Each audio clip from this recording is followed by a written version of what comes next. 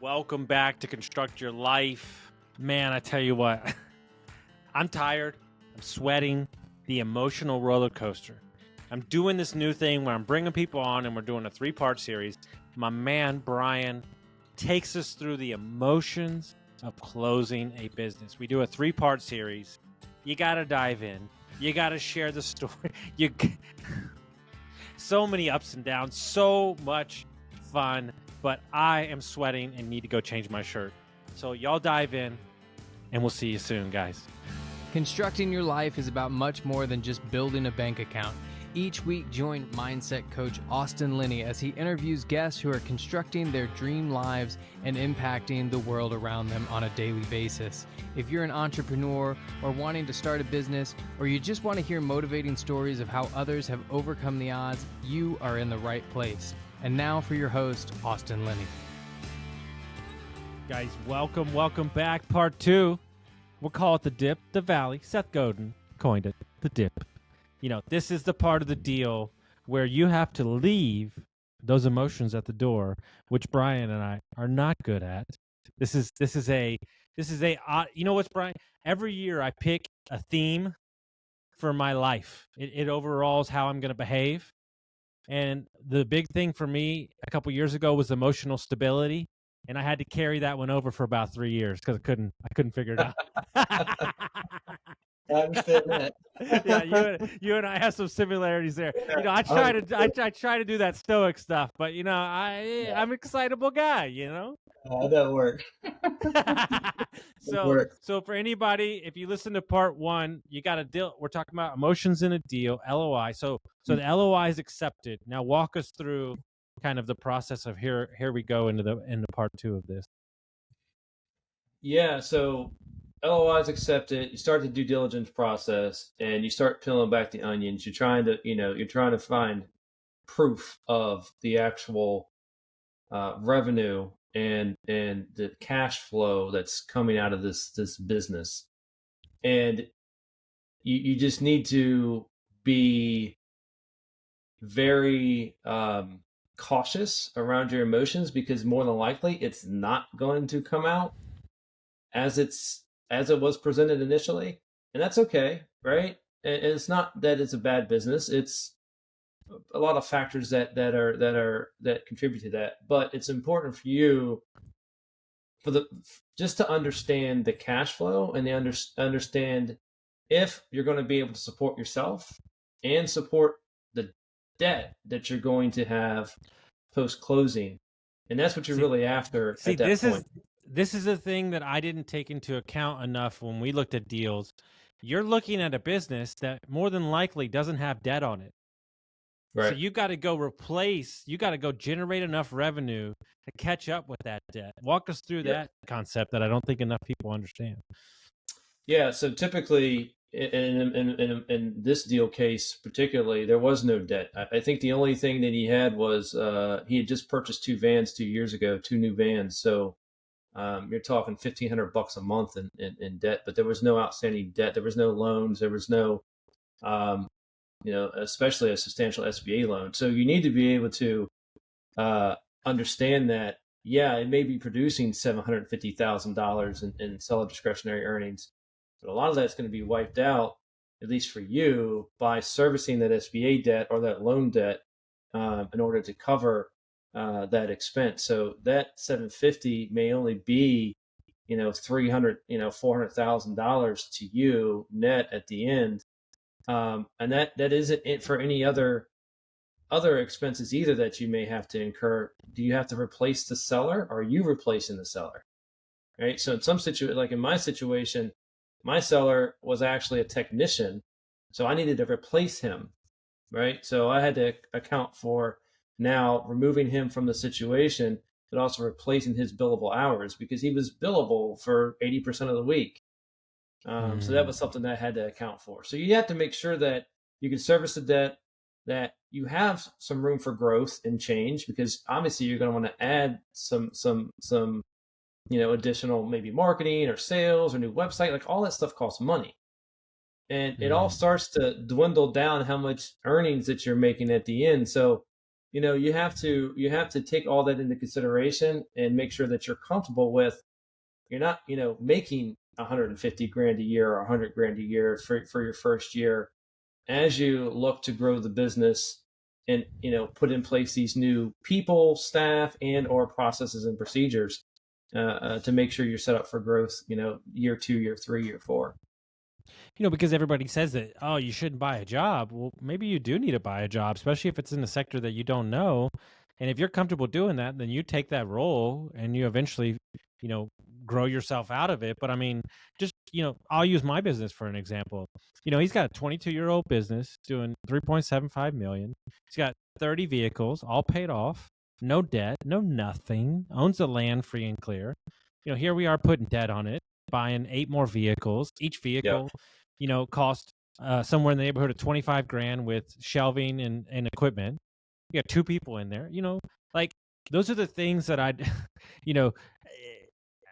I'm a bull in a china shop a lot of times, and I would do a lot of things different after the first 16 months.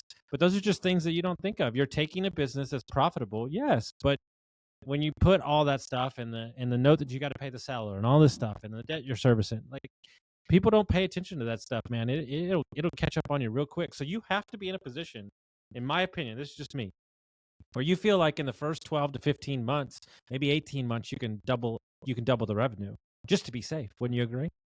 Yeah, I would agree. And sometimes that could be challenging, right? Because double the revenue could also mean double the expense, and especially if you're dependent upon technicians and trucks and vans and equipment. And just think, you hire a technician, they're not necessarily going to be billable day one. They're going to be on overhead for anywhere from 6 to 8 weeks or even longer, depending on what level that they're coming in at. If they're coming in entry level, they could be a helper for 6 months before you feel comfortable sending them out on their own jobs. So there's, there's a lot to think about, and you can't just diagnose it from numbers on an Excel spreadsheet. So you got to get into due diligence. You got to understand what your free cash flow is. Like, what kind of cash is this business producing month over month? And is it enough for me to support the debt, support myself, and support the growth that I have projected? That's the other thing you got to do. You got to put together projections, and you got to put together a business plan. You have to outline all this stuff. So you need to be thinking about all this as you're going through due diligence, right? And making sure that all that stuff aligns with what the business is currently doing today. Guys, let me take a minute to tell you about my buddies over at Lead Hub, Ben and Aaron, the best humans I know. Not only are they amazing at marketing for trade companies, but Ben started his HVAC company in his garage, sold it for multi-million dollars. So when this guy talks, I listen. When we took over Dietz Mechanical, we had 22 reviews in 22 years. In 7 short months, we went from 22 reviews to 107. We went from a 4.2 to a 4.7. We tripled our Facebook presence and we tripled our calls. If you're an HVAC, plumbing, electric, landscaping company, and you're looking for a no BS approach to marketing, you're looking for people who have done it before, you got to go to leadhub.net.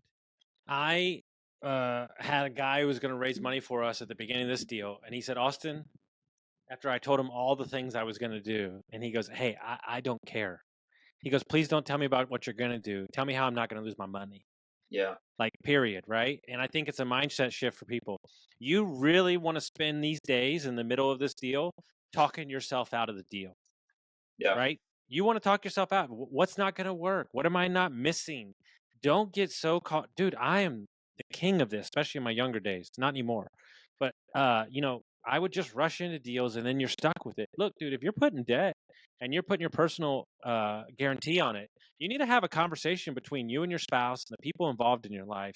And are we up for losing our house if this doesn't go through? Like, these are conversations that I don't think enough people are having. They're just excited about the moment of the deal. This is kind of the look in the mirror time, this middle part of the deal. Yeah, 100%. And we, my wife and I, we went through some similar challenges with this deal in particular, and just, the ups and downs, and it died. And this deal died 3 times. It literally died 3 times, and for various different reasons. So I get through the first due diligence part, and I find the business isn't producing the kind of cash that it says it was. And so I go back to the seller and say, look, this isn't worth this. It's probably worth 20% less. Sorry, this is just where it is. And wait. And he says, go F yourself.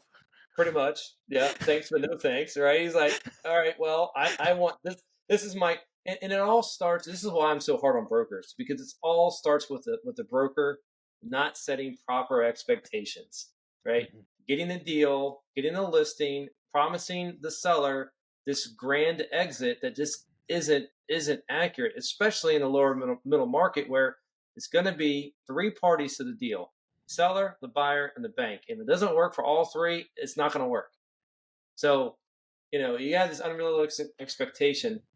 So I go back to the seller. I'm like, look, it's worth 200 grand. I'm willing to offer actually 300 grand less than the asking price. And he pretty much said, thanks, but no thanks. So the deal died, and I didn't hear from him for a month. So and then how did you get? Talk about a roller coaster, right? Well, here's I have a similar, I'm gonna go out on a limb. Look, when I'm in. Okay, like I'm all in. Like when I make a decision on a person, a business, I'm in. Okay, I got my battle axe. I'm in the war. Yeah. But when I'm done, I'm done.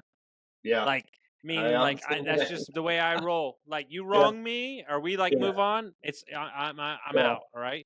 Yeah. So you're out, and I mentioned you're out. A month goes by, then what happens? So a month goes by. The broker reaches out to me and is like, "Hey, look, part of the bank's process will need to do a valuation of the business, right? They'll do their own third-party valuation.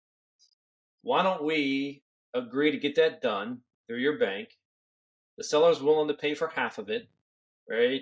Split the cost with you, and we'll see how the numbers shake up and how those numbers come back." I want to highlight something here because I've done this in real estate 4 different times. It's worked every time. Look, I'll pay you your price, but let's run a third-party appraisal that I'll split with you. Yeah. And let's stop playing the drama game and let's just see what the hell it's worth. Yeah. Yeah. And that's exactly what we did. And I said, sure, let's do it. And we split the costs. And those evaluations that are done by third parties, they're okay, right? They're not they're not spot on. You still need to spot check them. They're literally, especially for the larger firms, they're just literally processing these valuations, just almost like a factory, right? So they're not gospel, so to speak. It's more of a gauge. So, and I knew that going in. I said, you know what, fine, let's do it. So that process gets done. We agreed. It comes back at $175,000 less than what the asking price is. So I went back to the bank. I went back to the broker. I said, all right, I'm willing to accept that price because the bank thinks it's worth this much money. If the seller's willing to do that, then we can continue the conversation and we can move forward. So that's what we did. All right. So it continues again. So it continues again. And where did we end up there? So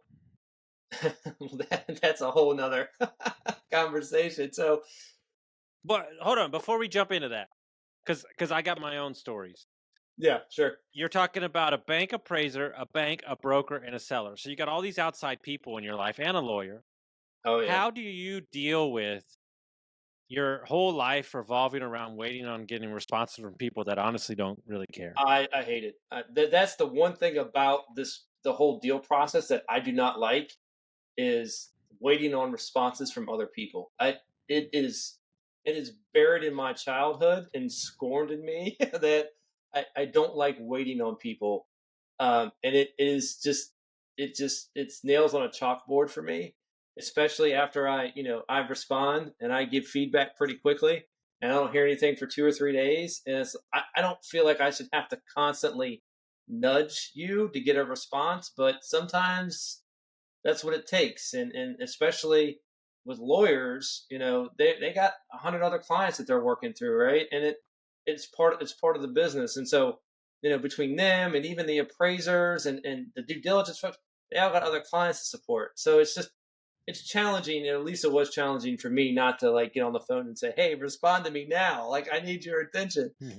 So it was especially when there's 8 different people involved too, right? It's not just one person; it's a whole team of individuals that you're trying to rally and keep marching in the same direction. So it's tough. I would say the hardest thing to do is to know when to push and when to let go and press. I would say the nuance of that is not something that's talked about enough in business. I believe that everything relies on position point and leverage. So, meaning that you might look weak here to gain the leverage to be able to use it 3 months from now because you might be in a different situation. I know that's a really nuanced statement, but bro, we would go 2 to 3 months with no response from the seller's lawyer. Yeah, that's like not 6 emails, 6 phone calls, 6 messages, nothing. Until I finally at the end had to go toe to toe with this guy in person. Yeah. Dude, I mean, you're just like, what the fuck is going on? Yeah. Like, yeah. And that's just, but here's the thing. This is very important. Note. If you're a searcher, I got other things going on. If you're a searcher and this is all you're doing, this can feel like Chinese torture. It is. Yeah, it 100% is, right? Because you need it. You quit your job. You're out here and you're going, dude, care as much as I care for supporting my family. And guess what, guys? Yeah. They don't. They don't. No, they don't. They just don't. And it's not them. It's not their responsibility or their purpose either, right? They don't. That's not what they're there for. They're there to support the transaction. So I get it, but it's just part of keeping your emotions in check and understanding what it's like on the other side. So I struggled with that, tremendously. And to make matters worse, I had the seller transition attorneys during the process. I had to transition attorneys during the process. So it was Dude. It was not fun. I mean, that right there alone. Guys, part 2, we're going to wrap out there. We went through the valley. I refuse to talk about attorneys, so we're going to move on. It's still too fresh for me right now. I need some distance. I got some PTSD, so we're going to take a minute. My attorneys are great, by the way. I love them. I didn't even care about the big bill because they're amazing, but stay tuned for part 3, guys.